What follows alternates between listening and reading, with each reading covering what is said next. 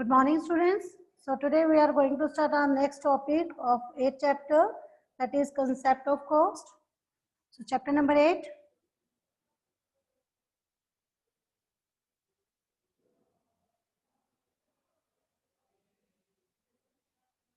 Yes, chapter 8, concepts of cost.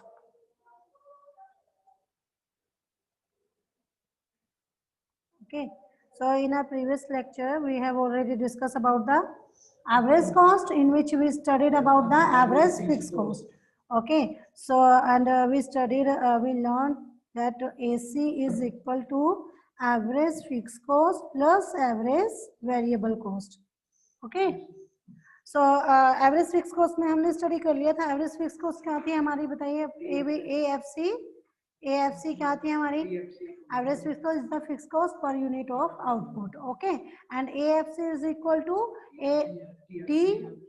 TFC divided by Q.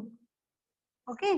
सो ये हमने study किया था. उसके बाद हमने इसकी टेबल में एक बार वैसे जनरली फटाफट एक बार करा देते हैं इसको AFC, ताकि फिर हम जब ABC और AC करें तो आपको क्लियर हो चीजें.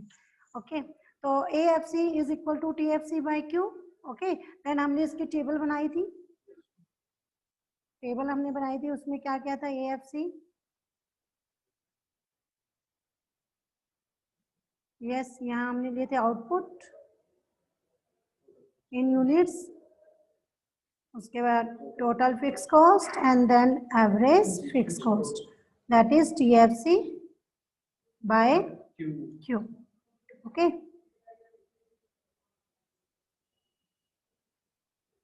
So output, yes, 1, 2, 3, 4, 5, 6, 7, 8. Okay, then ये 10, 10, 10, 10, 10, 10, 10 and 10. Okay, AFC, तो डिवीजन करना था TFC by Q. So ये हमारा कितना कितना आया था? 10, 5, 3.3, 2.5, 2, 1.67, 1.43 एंड 1.25. सो मैंने आपको बताया था कि अब आपने क्या देखा था, इसमें क्या था, क्या नजर आ रहा था आपको इससे, इस टेबल में क्या आपने ऑब्जर्व किया था?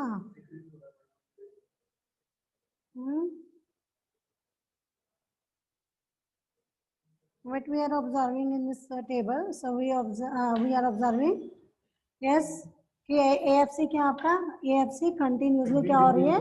डिमिनिश हो रहा है. क्यों हो रहा है? बाय, ये बताया था आपको, क्योंकि TFC आपका कांस्टेंट है. TFC आउटपुट इंक्रीज हो रहा है, TFC आपका कांस्टेंट ही रहेगा. सो जब आप AFC निकालेंगे तो TFC बाय Q, यानी वो कंटिन्यूसली आपका डिमिनिश होगा.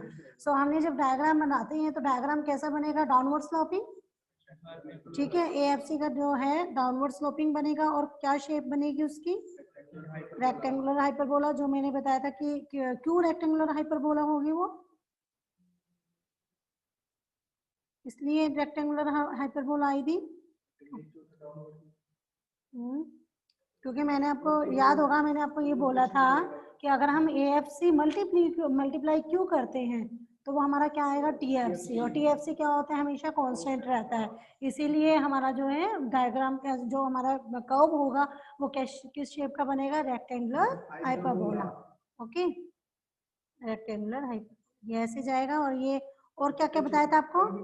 हाँ, कभी भी ये AFC जो है वो OX एक्सिस को टच नहीं कर दिया. अगर आपने टच कर दिया तो क्या हो जाएगा? रॉन्ग हो जाएगा. ओके. क्रॉस लग जाएगा उसके ऊपर. Then so today we will discuss, next is average variable cost. so average variable cost. अच्छा, और मैंने आपको उसमें बताया था कि पिछला जो आपका जो चैप्टर है लॉ ऑफ वेरिएबल प्रोपोर्शन का, उसके साथ कनेक्ट किया था ना हम लोगों ने, करेक्ट किया था ना. उसमें हमने देखा था कि इंक्रीजिंग रिटर्न है तो यहाँ डिमिनिशिंग वाला होगा, डिमिनिशिंग रेट से होगा. वहाँ जब डिमिनिशिंग रेट से वो इंक्रीज होगा तो यहाँ पर इंक्रीजिंग रेट से होगा. ठीक है. तो हमने स्टडी किया था कि हम जो हमारे पास रिटर्न हमने पढ़े हैं पीछे, लॉ ऑफ वेरिएबल प्रोपोर्शन को स्टडी किया, उसके साथ ही लिंक्ड होती है cost. Okay. Then next is average variable cost. So second, average variable cost. Okay, ABC. So average variable cost is the variable cost per unit of output. Clear है ना? जैसे AC is equal to TC by Q था, तो ABC क्या हो जाएगा? TBC bye Q हो जाएगा. सो एवरेज वेरिएबल कॉस्ट क्या हो गई आपके पास? Is the variable cost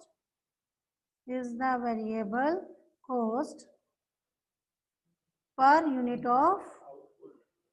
unit of output. Okay, so ABC is equal to TBC by Q. Okay, here, yes,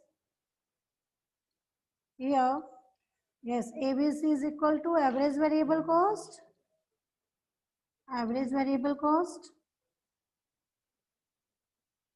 and then TBC is equal to total variable cost, and Q is equal to quantity of output. Okay, clear? So now we make the schedule or table. Yes, table average variable cost.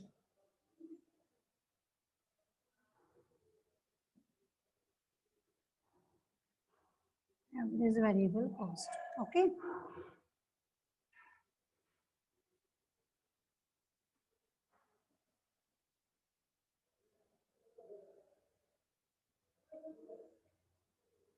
Yes. Output in units.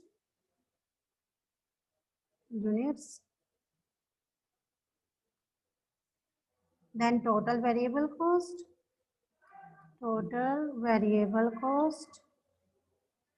Then average variable cost. Okay, that is, yes, ये in rupees में है दोनों. And TBC by Q. Okay, ये सब कुछ आपको बच्चे आप लोगों को सब राइट करना है. ऐसे नहीं है कि ऐसे ही बना दिया अपने टेबल.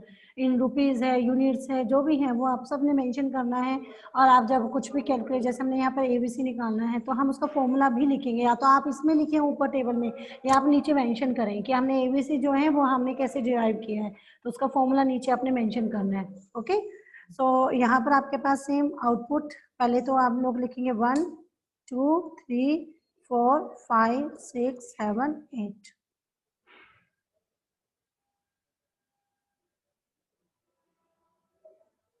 ओके, सो हमने पीछे टेबल बनाई थी. स्टार्टिंग में हमने क्या लिया था? 10, then 80, then 24, okay, then 28, after that 32, then 38, 36, sorry 46 ले लेते हैं. ज्यादा भी ले सकते हो आप, ठीक है? हाँ, मतलब क्योंकि आपको इंक्रीज वाला दिखाना होता है ना, उस हिसाब से आप लोगे. 48, 46 एंड 62. हम ये इसलिए इतने ज्यादा एकदम से हमने जंप लिया है ताकि हमारा जो डायग्राम जो हम बनाए तो वो प्रॉपर बन जाए. अदरवाइज हमें जो नीचे यूनिट्स हम ज्यादा लेंगे ताकि हमारी प्रॉपर बन जाए. तो इसलिए हमने यहाँ स्टार्टिंग में ही नीचे ज्यादा ले लिए हैं ताकि हम और ज्यादा यूनिट्स लेने की जरूरत ना पड़े. ओके, क्योंकि लास्ट में तो हमारा वो क्या होता है, इंक्रीजिंग रेट से ही इंक्रीज होगा कॉस्ट, क्योंकि हमें वहाँ पे क्या मिल रहा है? Diminishing return. ये चीज याद रखना, जब हमें उधर इंक्रीजिंग रिटर्न मिलते हैं तो यहाँ पर हमारे पास जो कॉस्ट होती है वो क्या होती है? जब वहाँ इंक्रीजिंग रिटर्न होते हैं यहाँ डिमिनिशिंग रेट से बढ़ती है, और जब वहाँ पर डिमिनिशिंग रिटर्न होते हैं तो यहाँ पर इंक्रीजिंग रेट से इंक्रीज होती है. Okay, cost. So ABC is equal to TBC by Q. So TBC, that is TBC. So 10 by 1. 10 by 1 is equal to 10. 18 by 2, 9. Then 24 by 3, 8. 28 by 4, 7. 32 by 5, 6.4. And then 38 by 6, 6.3. And 46 by 7, 6.7. 6.6.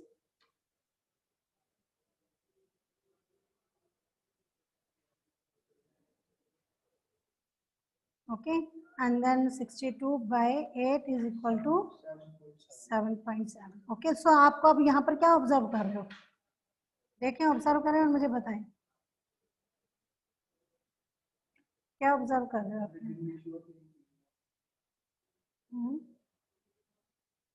देखिए पहले क्या हो रहा है, diminish हो रहा है, फिर यहाँ पर आके क्या हुआ, मिनिमम हो गया, मिनिमम होने के बाद फिर क्या हुआ, तो क्या शेप बनेगी, तो वो क्या शेप होती है, वेरी गुड, यू शेप होती है, सही है यू, हाँ जो एसी होती है वो आपकी क्या होगी, यू शेप होगी। तो इसीलिए तो मैं आप लोगों से, स्टूडेंट से इसलिए बुलवाया जाता है कि अगर वो अपने माइंड से बोलेंगे और सही बोले तो उनको हमेशा याद रहता है।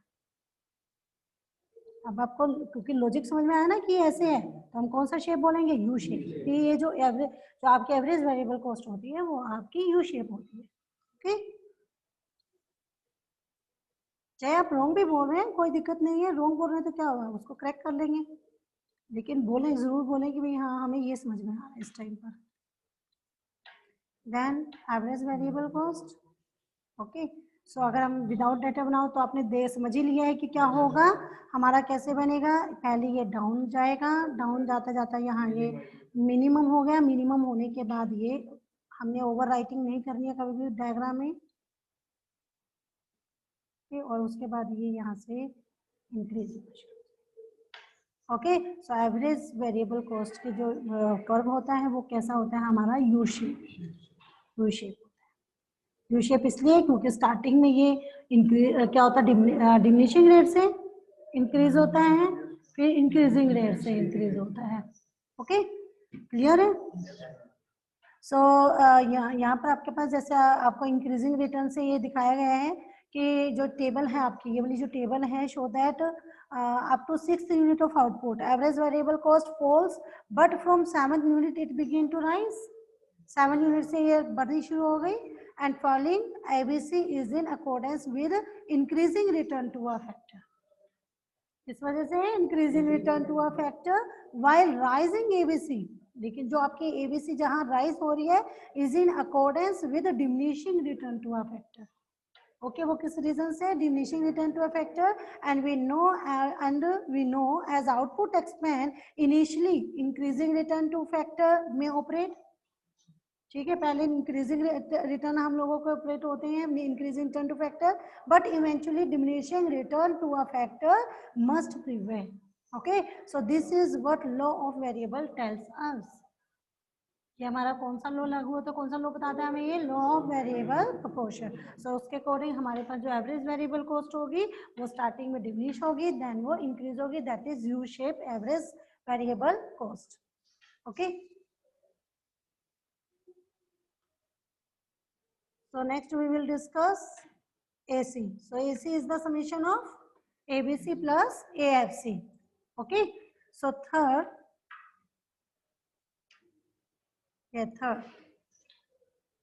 AC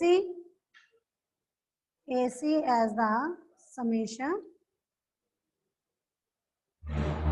AC as the summation of AFC and ABC. Okay,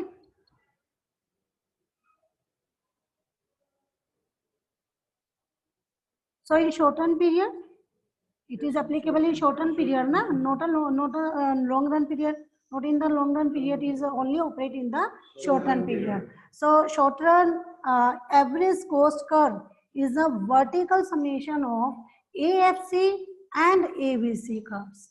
okay, so अब आपको अगर मैं ये बात करूँ ना, देखिए शेड्यूल अगर आपका बनाया जाए, शेड्यूल इजिली बना लोगे आप, पीछे जो आपने ये अभी शेड्यूल बनाया है बस इन दोनों का समेशन ही करना है आपने। ओके, मैं आपको देखो बताती हूँ, हम कर लेते हैं, आपके पास बुक में नहीं है मेंशन लेकिन आप इजिली निकाल सकते हैं। अब हम अगर मान लो हम टेबल बनाएं, मैं आपको बना के दिखा देती हूँ, टेबल 3 आपके पास एवरेज कॉस्ट, ओके, क्योंकि हमने क्रैमिंग कुछ भी क्रैम नहीं करना है, हमने सब कुछ आप इसको क्लियर करें कंसेप्ट को, तो आपको कुछ भी कर आपको भूलेगा नहीं। अगर आप क्रैम करना चाहोगे ना माइक्रो को तो आप कभी क्रैम नहीं कर सकते। आउटपुट मतलब आप बना ही नहीं पाओगे, ना शेड्यूल बना पाओगे ना डायग्राम, रटे मारोगे तो सब कुछ रॉन्ग होगा आपका। सो आउटपुट नेक्स्ट एएफसी, आप पूरा बनाना चाहें, मान लो आप भूल जाते हैं एएफसी में क्या क्या अमाउंट थी, तो आप पहले टीएफसी लिखें, टीएफसी से फिर एएफसी निकाल लें, ऐसे फिर टीवीसी लिखें, टीवीसी की तो अमाउंट याद होती है ना, आपको याद है ना, उससे हम निकाल लें एबीसी, देन उसके बाद सबमिशन कर लें एसी एबीसी एंड एएफसी का। ओके, सो हम यहाँ पर लिया एएफसी देन एबीसी, ठीक है, then AC is equal to AFC plus ABC. Okay, और ये हमारे पास क्या है, इन रुपीस, इन रुपीस और in rupees. Okay,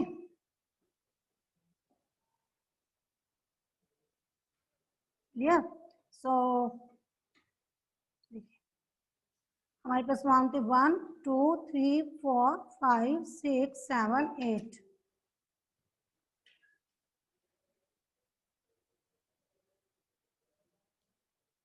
okay, AFC, yes, AFC हमारी कितनी कितनी आई थी पीछे जब हमने निकाली थी AFC, 10 5 3.3 2.5 2 1.67 1.43 and 1.25. Okay, and ABC we have already measured, so it's 10 9 8 7 6.4 6.3 6.6 7.7।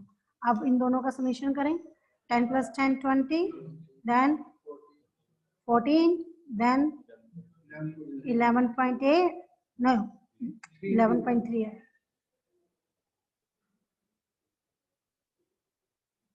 11.3, next 9.5 8.4, yes, next 7 है, 7, देखो कितना आएगा, मैं अपना माइंड नहीं लगाऊंगी, अब तुम ही लोग मत लगा रहे हो, 7.7 आएगा ना, 7.7 7.7, देन यस 7 कितना आएगा यहाँ पर, ये स्टूडेंट जल्दी जल्दी करके बताएं, मैं अपना माइंड नहीं लगा रही हूँ अब। हाँ 97 आएगा यहाँ पे, 7.97। This one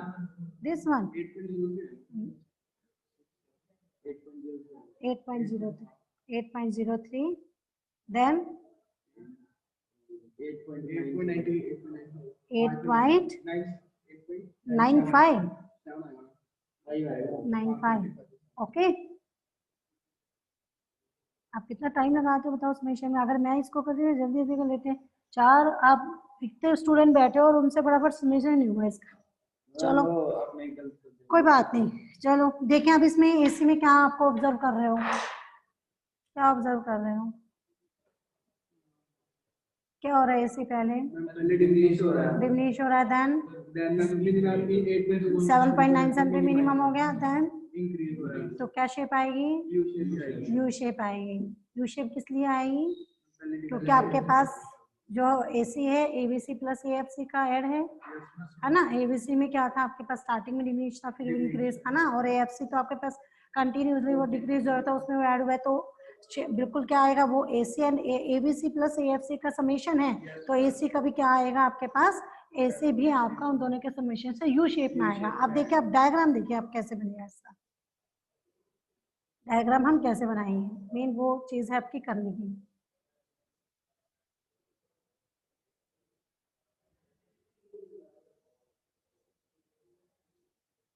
O by X, okay, so output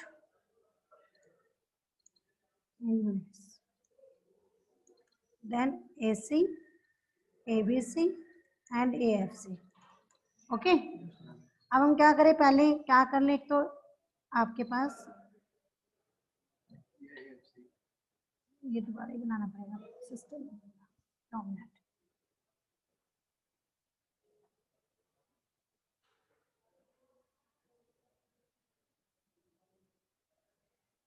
yes पहले हमने बनाया यहाँ पर AFC, ओके, AFC, ABC बनाएंगे, ABC, ओके। देन अब हमने क्या करना है, देखिए अब हम क्या करें, यहाँ पर 3 लेवल ले लेते हैं आउटपुट के। एक तो हम यहाँ ले लेते हैं एक लेवल, यहाँ पर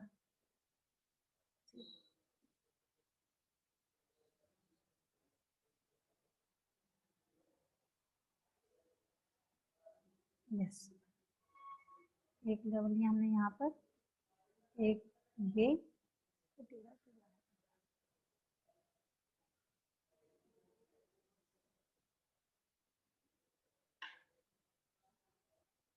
और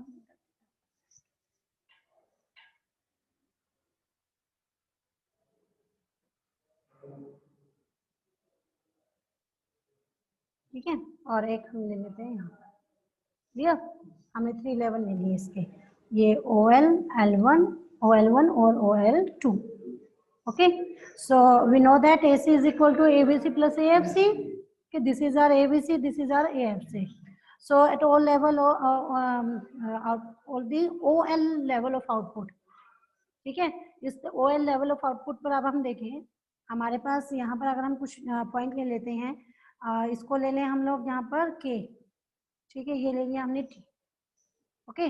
देन यहाँ पर हमारे पास अगर हम ले OL लेवल के ऊपर AC is equal to AFC plus ABC, so AC ABC कितना होगा हमारा यहाँ पर KL, और ये हमारे पास क्या होगा AFC KL, और ABC TL। सो अगर हम इसमें क्या करें, इस KL में, ठीक है, इस AFC में इतना ABC ऐड कर दें तो हमारे पास AC आएगा। सो हमने क्या करना है, जितना और ये है ना उतना ही हम यहाँ से क्या कर लेंगे, ऊपर ले लेंगे, इतना ही है, इतना ही गैप है, हमने एक पॉइंट यहाँ ले लिया, ओके, हमने ये एक पॉइंट यहाँ पर ले लिया है, ये लिया। अब सेकंड ये हमारे पास क्या है, अगर हम यहाँ बात करें, ये T1 ले लेते हैं, सो हमारे पास ABC भी T1 L1 है और AFC भी T1 L1 है, सो हम इसी एक पे एक बार और ऐड कर दें, इसी इतने गैप में, यानी T1 L1 ABC में T1 L1 AFC और ऐड कर दें, तो इतना ही हम यहाँ पर अगर लेते हैं तो यहाँ पर आ जाएगा पॉइंट, उतना ही गैप से, ठीक है। उसके बाद यहाँ पर ये है ABC हमारे पास, यहाँ पर अगर हम बात करें, यहाँ हमने लिया ये T2, ठीक है, यहाँ ले लिया K1, सो यहाँ पर हमारे पास क्या है, ABC K1 L2 and AFC T2 L2, तो इस K1 L2 में इतना T2 L2 ऐड कर दें, सो हमारे पास ये आ जाएगा यहाँ पर। और अब इन तीनों को अगर हम यहाँ पर मिलाएं तो ये हमारे पास क्या हो जाएगा, इन दो तीनों को ज्वाइन करने से हमारे पास आ जाएगा AC, क्लियर?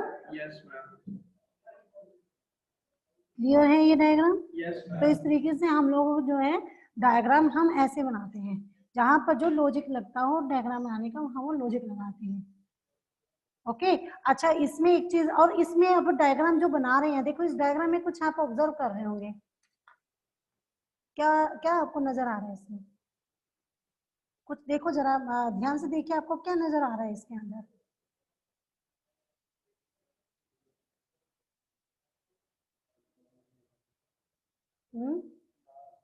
आप ये देखें कि जैसे जैसे हमारा AC इंक्रीज हो रहा है, मतलब जब ये इंक्रीज हो रहा है मिनिमम के बाद, तो ABC और AC के बीच का गैप कम होता जा रहा है। क्या रीजन है?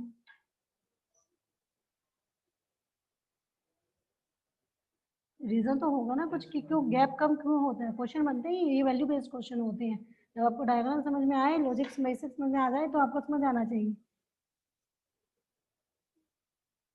क्यों क्यों इनके बीच का गैप कम होता है। जैसे जैसे आपका आउटपुट का लेवल इंक्रीज होता है तो आपका AC एंड ABC के बीच का गैप कम होता चला जाएगा। क्यों होगा? क्योंकि वहां पर AFC भी है, AC is equal to AFC plus ABC, और AFC कंटिन्यूसली डिक्रीज होती है at all level of output. जब वो कंटिन्यूसली डिक्रीज हो रही है तो उसके लेवल कम होता जा रहा है ना, वो ABC में ऐड हो रहा है, तो इसी वजह से जो जब हम जैसे जैसे इंक्रीज करेंगे आउटपुट के लेवल को, वैसे वैसे एसी और एबीसी के बीच का गैप कम होता चला जाएगा, क्योंकि एसी का जो अमाउंट है वो एबीसी जो एएफसी जो है ना वो कम होते जा रहा है। आउटपुट का लेवल बढ़ रहा है, टीएफसी आपकी कांस्टेंट है, एबीसी आपकी डिक्रीज हो रही है, तो वो डिक्रीजिंग अमाउंट से ऐड हो रहा है ना एबीसी के अंदर, तो इसीलिए जो आपके पास एसी और एबीसी के बीच का गैप है वो कम होता जाएगा जैसे जैसे आउटपुट का लेवल इंक्रीज होगा। Okay,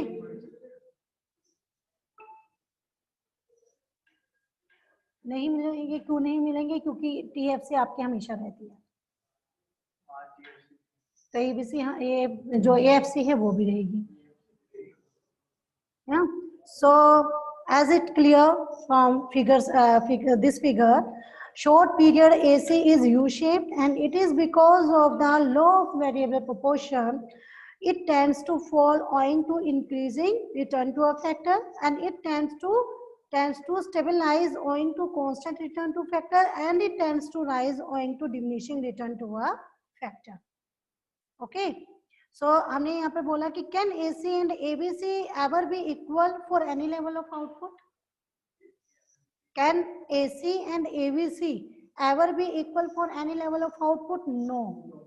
No, this is because AC is the vertical summation of ABC and AFC. Okay, and being a vertical summation, AC must be vertically above AFC as well as ABC. Okay. Clear, students? Yes, ma'am. Okay. So I think it's sufficient today, na? Okay. So tomorrow we will discuss marginal cost and the shape of marginal cost curve. Okay. So that's all for today. Have a good day.